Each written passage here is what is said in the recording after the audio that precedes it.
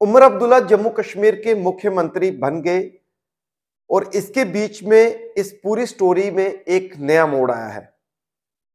आप शायद नहीं समझ रहे होंगे कि मैं बात किसकी कर रहा हूं।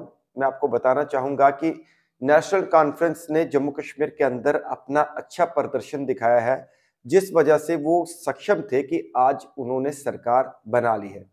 अब ऐसे में बात निकलकर सामने आती है इंडियन नेशनल कांग्रेस आईएनसी, यानी कांग्रेस के कल बड़े दिग्गज नेता जो है उस शपथ समारोह में मौजूद थे, लेकिन उनके फेस पर एक मायूसी सी छाई हुई साफ तौर पर दिखाई दे रही। हालांकि बड़े चेहरे, ये मैं पूरा विस्तार से जो है वो आगे आपको डिटेल में बताऊंगा। और नमस्कार, मेरा नाम है राही कपूर और आप देख रहे हैं the publish mirror. Jammu Kashmir को लगभग 10 वर्षों के बाद अपना मुख्यमंत्री मिल चुका है। हालांकि जम्मू कश्मीर केंद्र शासित प्रदेश यानी यूनियन टेरिटरी है और यहां पर लगभग 10 वर्षों के बाद चुनाव हुए और चुनाव में आखिर सरकार बनाने में कामयाब नेशनल कॉन्फ्रेंस हुई। नेशनल कॉन्फ्रेंस के जो प्रमुख चेहरा जो निकलकर सामने आए वो उमर अब्दुल्ला, जिन्होंने कल सीएम की शपथ ली, जबकि उनके साथ अगर बात करें तो डिप्टी सीएम बने उन्हीं की ही पार्टी के चुने हुए विधायक यानी नौशहरा कॉन्स्टिट्यूंसी से सुरेंद्र चौधरी, और यानी कुल 4 लोगों ने और जो है वो मंत्री पद का जो शपथ ली। और ऐसे में अब बात आती है इंडियन नेशनल कांग्रेस की।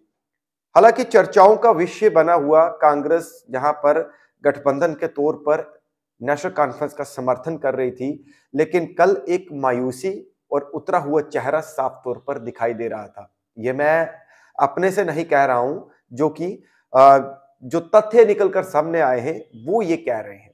आपको बताना चाहेंगे कि कांग्रेस को उम्मीद थी कि उनका भी कोई ना कोई जो चुना हुआ विधायक उमर अब्दुल्ला के मंत्रिमंडल में शामिल हो सकता है, पर ऐसा नहीं हुआ।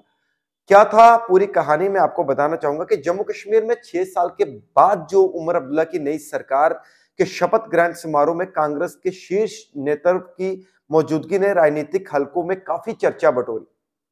शेर कश्मीर इंटरनेशनल कन्वेंशन सेंटर में आयोजित एक समारोह में कांग्रेस के राष्ट्रीय अध्यक्ष यानी मल्लिकार्जुन खड़गे, राहुल गांधी और प्रियंका गांधी वाड्रा जैसे प्रमुख नेता इंडिया ब्लॉक गठबंधन के रूप में मौजूद थे, लेकिन कांग्रेस को सरकार में कोई मंत्री पद नहीं मिला, जिससे कई सवाल उठने लगे हैं। कांग्रेस ने इस विधानसभा चुनाव में कुल 6 सीटें जीती, जिसमें 5 सीटें कश्मीर संभाग से थी। ऐसे में कयास लगाए जा रहे थे कि डोरू से कांग्रेस विधायक और कांग्रेस विधायक दल के नेता गुलाम अहमद मीर को उमर अब्दुल्ला के मंत्रिमंडल में जगह मिलेगी। साथ ही जम्मू संभाग से राजौरी के विधायक इफ्तिकार अहमद जो कि वो भी मंत्रिमंडल में शामिल करके क्षेत्रीय संतुलन बनाया जा सकता था। हालांकि जम्मू संभाग की अगर बात करें तो केवल एक ही सीट कांग्रेस के खाते में आई है, वो है राजौरी विधानसभा क्षेत्र। सूत्रों के मुताबिक कांग्रेस ने न केवल मंत्रिमंडल में शामिल होना बल्कि उप मुख्यमंत्री पद की भी मांग रखी थी, यानी डिप्टी सीएम की मांग भी कांग्रेस जो है वो कर रही थी। इसके अलावा राज्यसभा में एक सांसद को लेकर भी बातचीत हो रही थी, जिस पर उमर अब्दुल्ला के साथ सहमति नहीं बन पाई। ये सूत्रों का दावा है। माना जा रहा है कि यह सब विवाद और मतभेद का कारण बना और इसी के चलते कांग्रेस को सरकार से बाहर रहना पड़ा। गठबंधन में शामिल होने के बावजूद कांग्रेस को सरकार में कोई बड़ा पद ना मिलने से यह साफ है कि उमर अब्दुल्ला ने अपने फैसले पर स्वतंत्रता बरकरार रखी और किसी भी प्रकार के राजनीतिक दबाव में ना आए, और स्थिति कांग्रेस के लिए एक बड़ा झटका मानी जा सकती है, क्योंकि वह सत्ता में हिस्सेदारी की उम्मीद कर रही थी। अब जब कल शपथ समारोह था तो शपथ समारोह में कांग्रेस के जो एमपी हैं राहुल गांधी, एक बड़ा चेहरा है, वो शपथ समारोह में मौजूद थे। मल्लिकार्जुन खड़गे जो राष्ट्रीय अध्यक्ष हैं इंडियन नेशनल कांग्रेस के, वो मौजूद थे। प्रियंका गांधी वाड्रा वो मौजूद थी। तो कांग्रेस को ऐसा लग रहा था कि अगर गठबंधन का नेतृत्व यानी गठबंधन का वो साथ दे रहे थे और गठबंधन के तौर पर शपथ समारोह में पहुंचे और उनके 6 सीटों में चुने हुए 6 विधायकों में एक को भी मंत्रिमंडल में शामिल नहीं किया गया। अब ये संकेत किस ओर जाते हैं वो आप साफ तौर पर समझ सकते हैं। हालांकि नेशनल कॉन्फ्रेंस के पास पूरा बहुमत है। कुछ इंडिपेंडेंट या जो निर्दलीय विधायक जीते हैं वो भी कुछ उनके साथ जुड़े हैं। लेकिन बड़ा झटका यहां पर कांग्रेस को साफ तौर पर यह लगा कि उनका एक भी विधायक मंत्रिमंडल में शामिल नहीं किया गया। अब देखना दिलचस्प होगा कि आगे सरकार की जो है वो कल से शुरुआत, जैसे ही उमर अब्दुल्ला ने शपथ ली और उसके बाद तुरंत वो एक्टिव मोड में आ गए और काम जो कार्यकाल जो है उसकी शुरुआत जो है वो कल से हो चुकी है। अब ऐसे में कांग्रेस का इस सरकार में क्या सरवाइव करना मुश्किल होगा या कांग्रेस सरवाइव कर पाएगी?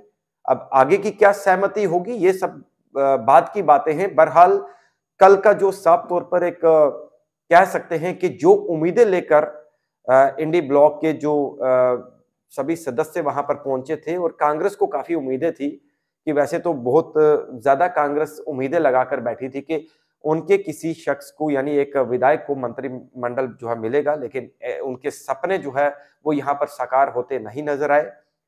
नेशनल कॉन्फ्रेंस ने साफ तौर पर क्या संकेत दिए वो मैंने आपको बता दिया। अब देखना ये है कि आगे की क्या रणनीति होगी, क्या कांग्रेस यहां पर जो है प्रॉपर समर्थन नेशनल कॉन्फ्रेंस का करेगी, अगर नहीं करेगी तो कांग्रेस का क्या स्टैंड होगा, और ये सब चीजें तो देखना बाकी होगा। बहरहाल ये एक छोटी सी स्टोरी थी आज, जो कि इस समय पॉलिटिकल सरगर्मियां जो है वो छाई हुई हैं। मुख्यमंत्री बनने के बाद उमर अब्दुल्ला लगातार जो है वो कई दौरे कर रहे हैं, विजिट्स कर रहे हैं, और ऐसा माना जा रहा है कि कांग्रेस के लिए कहीं ना कहीं एक निराशा जो है वो साफ तौर पर देखी जा सकती है। हालांकि कल कुछ पत्रकारों ने शपथ समारोह से निकलते समय राहुल गांधी से बातचीत करने का बहुत प्रयास किया, लेकिन राहुल गांधी ने उनकी एक भी बात का उत्तर नहीं दिया। अब देखते रहिए द पब्लिश मिरर, जल्द ही किसी और स्टोरी के साथ हम आपके साथ हाजिर होंगे। नमस्कार।